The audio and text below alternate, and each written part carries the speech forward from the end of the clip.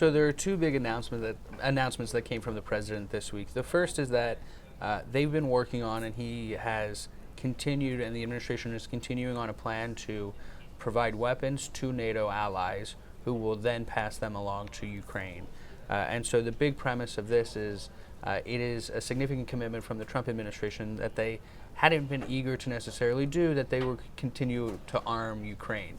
Now, this is an indirect way to do it, and there's still details that are being hammered out between the Pentagon and NATO allies.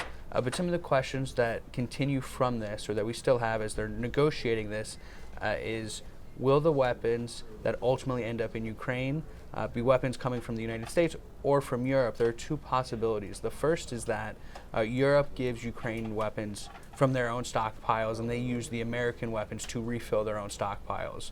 That is the most likely scenario to get weapons into the hands of the Ukrainians the fastest.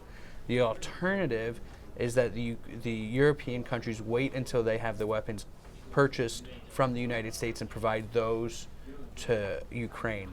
That would take much longer because a lot of the belief in this plan is that the U.S. will be using defense contractors to procure these weapons. So it requires all of that timing, which we've seen. It takes some time to make weapons and then ship them overseas. So there's details still to be hammered out. And then the other aspect of the president's major announcement this week is he gave Vladimir Putin 50 days to come to the table in a good faith negotiation effort or face both sanctions on Russian officials as well as secondary sanctions for countries that do trade or support them.